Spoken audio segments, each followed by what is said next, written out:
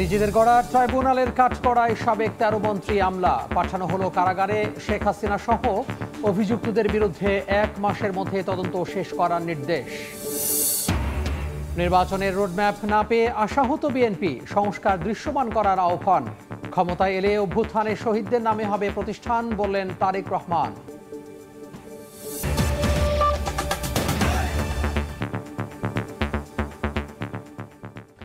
জনপদের সময় সঙ্গে আছি আমি তোহা খান তামিম। নিজেদের গড়া আন্তর্জাতিক অপরাধ ট্রাইব্যুনালেই এখন বিচারের মুখোমুখি আওয়ামী লীগ সরকারের মন্ত্রী এমপিরা। সাবেক আইনমন্ত্রী আনিসুল হক, উপদেষ্টা সালমান এফ রহমান, ১৪ দলের শরিক মেনন ইনু সহ ১৩ জনকে জুলাই গণহত্যা মামলায় কারাগারে পাঠান বিশেষ ট্রাইব্যুনাল। মূল অভিযুক্ত শেখ হাসিনা সহ অন্যদের বিরুদ্ধে ১ মাসের মধ্যে তদন্ত প্রতিবেদন দাখিলেরও নির্দেশ দেওয়া হয়েছে।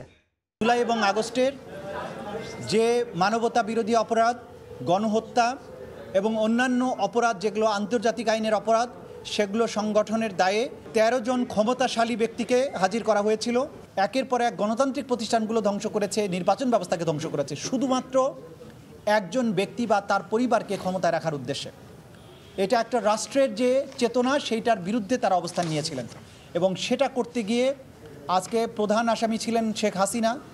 শুধুমাত্র তাকে রক্ষা করা এবং তাকে ক্ষমতা রাখার জন্য এই অপরাধগুলো সংগঠিত হয়েছে এবং এই সমস্ত অপরাধের সবচাইতে বড় দায় হচ্ছে শেখ হাসিনার। গণহত্যা মামলায় মূল অভিযুক্ত ক্ষমতাচ্যুত প্রধানমন্ত্রী শেখ হাসিনা। শুনানিতে তার অবস্থান সম্পর্কে জানতে চান বিচারক। রাষ্ট্রপক্ষের প্রধান কৌঁসুলি বলেন, ইন্টারপোল ও বন্দি প্রত্যাপন চুক্তির মাধ্যমে শেখ হাসিনাকে ভারত থেকে ফিরিয়ে আনার চেষ্টা করছে সরকার। তারা সরাসরি সম্পৃক্ত ছিলেন। মূল অভিযুক্তের বিরুদ্ধে ১ মাসের মধ্যে তদন্ত শেষ করার নির্দেশ দেন বিশেষ ট্রাইব্যুনাল। একই সঙ্গে ইন্টারপোলে রেড নোটিশ জারির বিষয়ে অগ্রগতি প্রতিবেদনও দাখিল করতে বলা হয়েছে। আসামি শেখ হাসিনা, তার ব্যাপারে রিপোর্ট এসেছে তিনি দেশের বাইরে পালিয়ে আছেন, ভারতে অবস্থান করছেন। সেজন্য আমাদের পক্ষ থেকে আমরা ফরমাল রিকোয়েস্ট পাঠিয়েছি ইন্টারপোলের কাছে রেড নোটিশের মাধ্যমে, যে তাকে পেলে যেন গ্রেপ্তার করা হয়। এর বাইরেও পদক্ষেপ আছে, যেহেতু তার বিরুদ্ধে মানবতা বিরোধী অপরাধ সংগঠনের অভিযোগ আছে এবং তার বিরুদ্ধে গ্রেপ্তারি পরোয়ানা জারি আছে। তাকে ভারতের সাথে সম্পাদিত যে অপরাধীর বহিঃসমর্পণ চুক্তি, সেইটার মূলে তাকে ফেরত চাওয়ার জন্য বাংলাদেশ গভর্নমেন্ট চিন্তা করছেন বলে গতকালকে প্রধান উপদেষ্টা তার বক্তব্যে বলেছেন। সুতরাং সেই প্রক্রিয়াতেও বাংলাদেশ যাচ্ছে, এটা আমরা আদালতের কাছে জানিয়েছি। প্রধান উপদেষ্টার ভাষণে নির্বাচনের রোডম্যাপ না থাকায় আশাহত বিএনপি, সংস্কার দৃশ্যমান করার আহ্বান জানিয়ে দলটির মহাসচিব বলেছেন, সরকারের ম্যান্ডেট না থাকায় যতদিন ক্ষমতায় থাকবে ততই দেশে সমস্যা বাড়বে। এদিকে ক্ষমতায় এলে শহীদদের নামে বিভিন্ন স্থান প্রতিষ্ঠানের নামকরণ করা হবে বলে জানিয়েছেন বিএনপির ভারপ্রাপ্ত চেয়ারম্যান তারেক রহমান। অন্তর্বর্তী সরকারের ১০০তম দিন উপলক্ষে জাতির উদ্দেশ্যে প্রধান উপদেষ্টার দেয়া ভাষণের পরদিনই প্রতিক্রিয়া জানালো বিএনপি। মাওলানা আব্দুল হামিদ খান ভাসানীর ৪৮তম মৃত্যুবার্ষিকী উপলক্ষে জাতীয় প্রেস ক্লাবে এই আলোচনার আয়োজন। এতে অংশ নিয়ে বিএনপি মহাসচিব বলেন, সরকার প্রধান ইউনূসের ভাষণে আশাহত তার দল। সমালোচনা করেন সরকারের মেয়াদ ও নির্বাচনের রূপরেখার অনুপস্থিতি প্রসঙ্গেও। প্রধান উপদেষ্টা মহোদয় একটা ১০০ দিনের পূর্তির বক্তব্য রেখেছেন, ভালো হয়েছে। অনেকেই আশা নিতে হয়েছে, আমি একটু আশাহত হয়েছি। আমি আশা করেছিলাম প্রধান উপদেষ্টা মহোদয় তার সমস্ত প্রজ্ঞা দিয়ে সমস্যাটা চিহ্নিত করে তিনি নির্বাচনের একটা রূপরেখা দেবেন। আমি কেন বারবার নির্বাচনের কথা বলছি? কারণ নির্বাচন দিলে আমার অর্ধেক সমস্যার সমাধান হয়ে যায়। বিএনপি ক্ষমতায় যাক না যাক, that is immaterial. Mirza Fakhrul বলেন, ১.৫ দশক ধরে সরকারের বিরুদ্ধে আন্দোলন চালিয়ে এলেও মাঠে শেষ গোল দিয়েছে ছাত্র সমাজ। তাই শিক্ষার্থীদের সঙ্গে দূরত্ব চায় না বিএনপি। বুঝতে হবে যে ছেলেরা কি বলছে। আমরা ১৫ বছর ধরে লড়াই করেছি, সংগ্রাম করেছি, জান দিয়েছি, প্রাণ দিয়েছি, মামলা গেছি, জেলে গেছি। তারপরে বলেন আপনার যে শেষ লাঠিটা গোলে কে মেরেছে? ছাত্ররা মেরেছে। তারা স্ট্রাইক করেছে। দ্রুত নির্বাচন হওয়াটাই এই দেশের জন্য, জাতির জন্য মঙ্গল।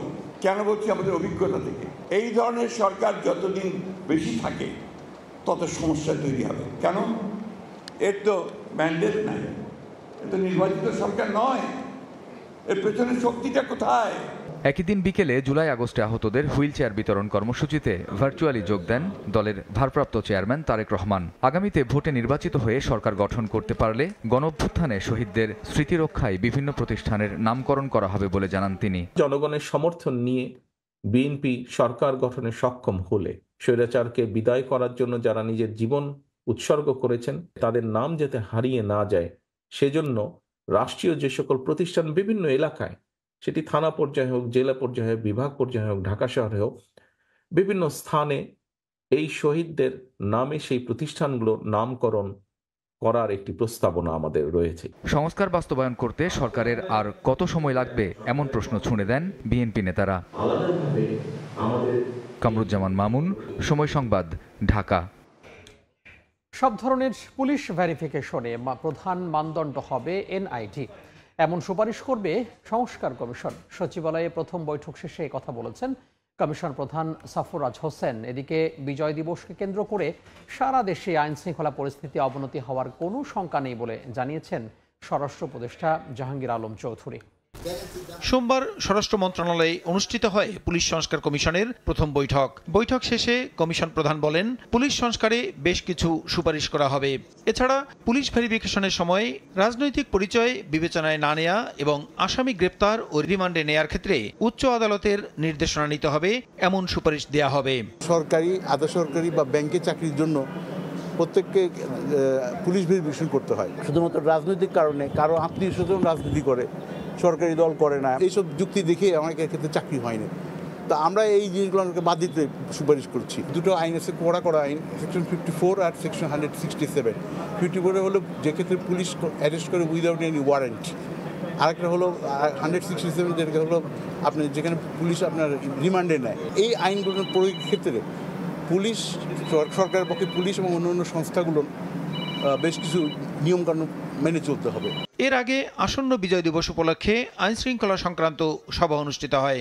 সভা শেষে স্বরাষ্ট্র উপদেষ্টা বলেন, আসন্ন বিজয় দিবস কেন্দ্র করে আইন শৃঙ্খলা পরিস্থিতি অবনতি হওয়ার কোনো শঙ্কা নেই। বিজয় দিবস যেন ভালোভাবে করা যায়, এখানে যেন কোনো ধরনের কোনো দুর্ঘটনা না ঘটে, কোনো ধরনের সিকিউরিটি থ্রেট নেই। এদিকে গণমাধ্যম ও স্বাস্থ্য খাত সংস্কার কমিশন সহ 5 সংস্কার কমিশনের পূর্ণাঙ্গ কমিটি প্রকাশ করেছে সরকার। প্রসূন আশিস, সময় সংবাদ, ঢাকা। গুলশানের একটি হোটেলে বাংলাদেশ চায়না ক্লাব লিমিটেড আয়োজিত অনুষ্ঠানে বক্তব্য রাখছেন পররাষ্ট্র উপদেষ্টা মোহাম্মদ তৌহিদ হোসেন। আমরা সরাসরি চলে যাব সেখানে।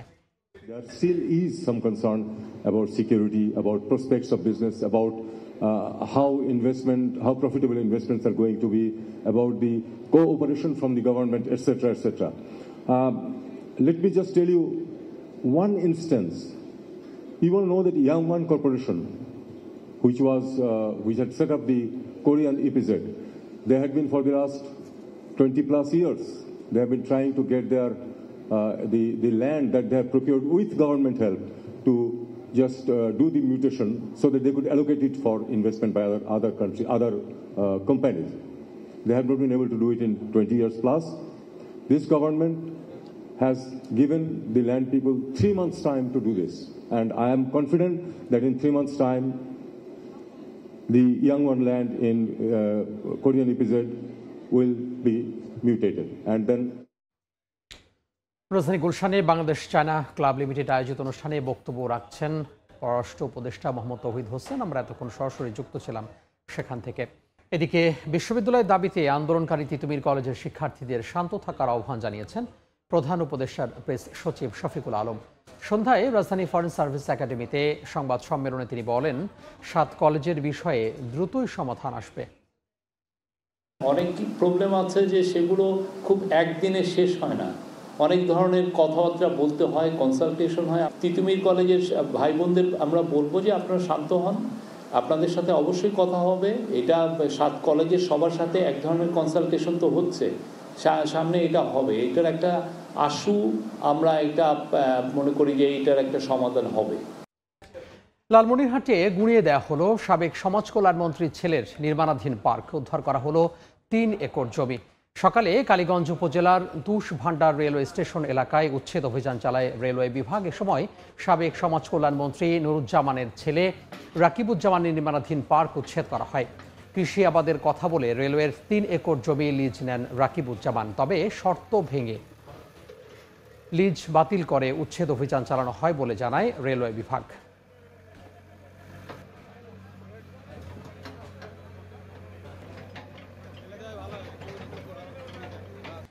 বান্দরবানের পর্যটন শিল্প প্রসারে জেলার বিভিন্ন স্পট ঘুরে বেড়াতে পর্যটকদের জন্য চালু হয়েছে ছাদখোলা বাস। সকালে উন্নত মানের ছাদখোলা বাস চালু করা হয়। পর্যটকদের নিরাপদ ও আরামদায়ক ভ্রমণের লক্ষ্যে এ সার্ভিস চালু হয়। এ বাসে করে পর্যটকরা স্বল্প ভাড়ায় জেলার নীলাচল ও নীলগিরি সহ বিভিন্ন পর্যটন স্পট ঘুরে বেড়াতে পারবেন। প্রতিদিন সকালে হিলভিউ হোটেলের সামনে থেকে বিভিন্ন পর্যটন স্পটে যাতায়াত করবে বাসটি।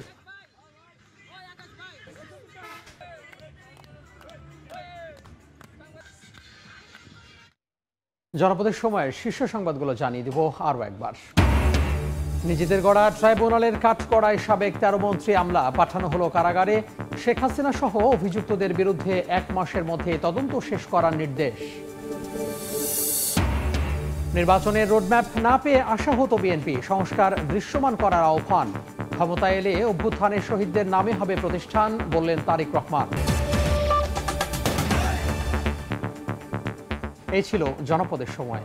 সঙ্গে থাকুন সময়ের।